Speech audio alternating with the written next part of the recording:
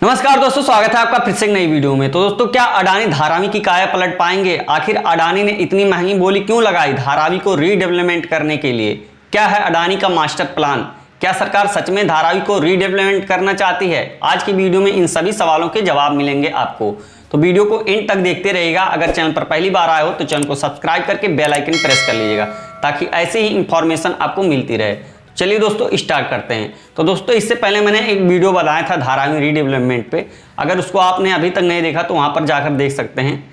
और मैं बता दूं कि दोस्तों, आप अगर इंडिया के किसी भी कोने से ये वीडियो देख रहे हैं तो अगर आप कभी मुंबई नहीं आए हैं तो एक बार जरूर मुंबई आके देखिएगा, क्योंकि आपको ये देखना जरूर चाहिए कि किस तरीके से यहाँ भागती दौड़ती दुनिया में किस तरीके से लोग अपना जीवन यापन करते हैं। हमेशा सभी लोग अपने आप में, और अगर आप नहीं आ सकते तो मैं रिकमेंड करूंगा कि ये दो मूवी थी जो इस पर बनाई गई थी, इस धारावी के ऊपर। आप इसको भी देखकर समझ सकते हो। एक स्लम डॉग मिलियनेयर करके मूवी आई थी जिसको ऑस्कर भी दी गई थी, और एक गली बॉय के नाम से मूवी आई थी जिन्होंने एक नया वर्ड हमको दिया था, अपना टाइम आएगा।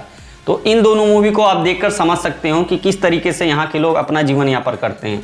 और दोस्तों, मैं बता दूं कि यहाँ के लोग खुद का मतलब उनका टॉयलेट नहीं होता, म्यूनसिपालिटी का टॉयलेट यूज करते हैं।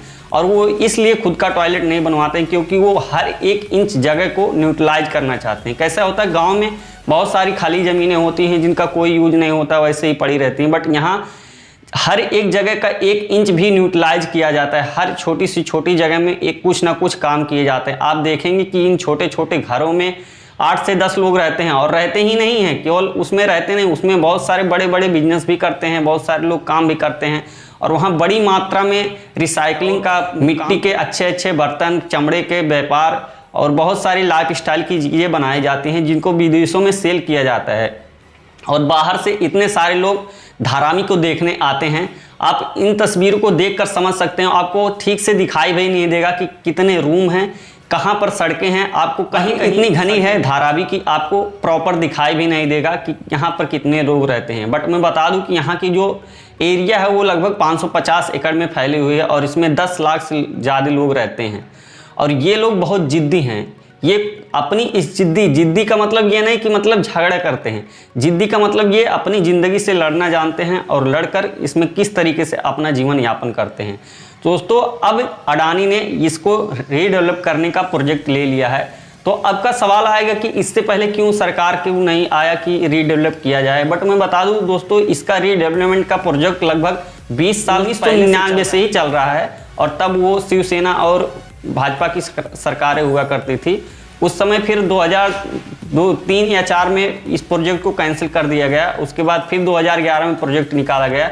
उसके बाद कुछ कारण से दुबई कंपनी को, एक इंफ्रास्ट्रक्चर के नाम से कोई दुबई की कंपनी थी, उसको दिया गया था ये प्रोजेक्ट। उसके बाद कुछ कारणों से ये कैंसिल हो गया। उसके बाद फिर बताया गया कि कुछ ऐसा मास्टर प्लान तैयार करो जिससे अच्छी तरह से इसको डेवलप किया जा सके।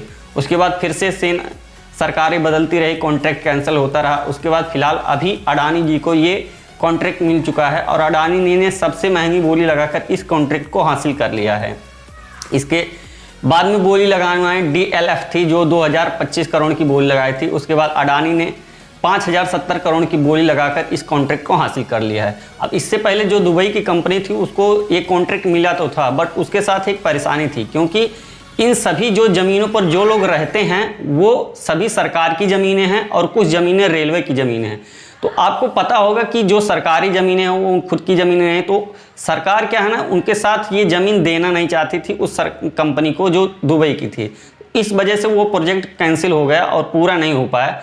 बट अभी क्या है ना कि जो ये अडानी को मिला है, ये हो सकता हो ये सरकारी ज़मीन मिल जाए।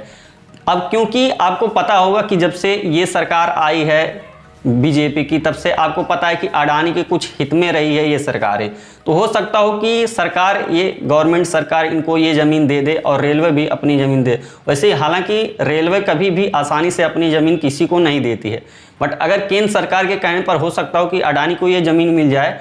अब दोस्तों, सबसे बड़ा बात आती है कि अडानी इतनी महंगी बोली क्यों लगाए, उनको फ़ायदा क्या है। तो सबसे पहले फ़ायदा नंबर 1 कि उनको ये फ्री में ज़मीन मिल जाएंगी। और इस प्रोजेक्ट के जो अध्यक्ष हैं श्रीनिवास जी, उनका कहना है कि जो इस प्रोजेक्ट में पैसे लगेंगे उसका 20% सरकार पे करेगी, बाकी 80% खुद को प्राइवेट कंपनी। इसी तरह से जब अडानी को ये ज़मीन मिल जाएगी तो उनको एक तरीके से ये फ़ायदा होगा कि उनको सरकारी ज़मीन मिल जाएगी। सेकंड नंबर की कि आप ये देख सकते हो कि जहाँ पर बिजनेसेस होते हैं वहाँ पर क्या चीज़ की रिक्वायरमेंट है। सबसे पहले तो ज़्यादा लोग होने चाहिए, जहाँ ज़्यादा लोग होते हैं वहीं अच्छा खासा बिजनेस भी चलता है। और सबसे बड़ी बात ये है कि ये धारावी की दोनों साइड रेलवे स्टेशन है, इसकी वजह से उस ज़मीन की डिमांड बहुत ही ज़्यादा अच्छी है और ख़ासकर बिजनेस के लिए। और बहुत अच्छे अच्छे वहाँ कॉम्प्लेक्स बनाए जा सकते हैं, बड़ी बड़ी बिल्डिंगें बनाए सकते, जिसको वो अच्छी खासी बोली लगाकर उसको पैसा कमा सकते हैं और बहुत अच्छा वहाँ प्रोजेक्ट डेवलपमेंट कर सकते हैं, वहाँ अपनी कंपनी खोल सकते हैं और बहुत अच्छे अच्छे कॉम्प्लेक्स बना सकते हैं। और इस अडानी की जो कंपनी है, अडानी रियल्टी के नाम से है, इस कंपनी ने इस प्रोजेक्ट को लिया है। और अभी क्या है ना कि हो सकता हो ये प्लान सक्सेस हो गया। अब मैं ये क्यों बोल रहा हूँ, क्योंकि अडानी के पास लगभग सभी सोर्स हैं। अडानी के पास इंफ्रास्ट्रक्चर के लिए कंपनी है ही, और अडानी का सरकार का भी सपोर्ट रहता ही है, और अडानी के पास जो सीमेंट के लिए आता है वो सीमेंट का भी शेयर उनके पास है, प्रचार करने के लिए एनडीटीवी है उनके पास, तो लगभग ट्रांसपोर्टेशन के लिए उनका खुद का ही ट्रांसपोर्ट है। तो सभी चीज़ों में अडानी अपना कंट्रीब्यूशन करते हैं, इसलिए उनको ज़्यादा प्रॉब्लम नहीं होगी। और ये बात तो ठीक है कि अडानी ये कर लेंगे, बट इससे उनको बहुत ही ज़्यादा फायदा भी होगा। और इसमें क्या रूल रखा है, सन 2000 से पहले से जो लोग वहाँ रह रहे हैं उनको फ्री में मकान दिए जाएंगे, बल्कि जो 2000 के बाद से और 2011 के बीच में यहाँ रहने आए हैं उनको कुछ पैसे पे करने होंगे मकान लेने के लिए।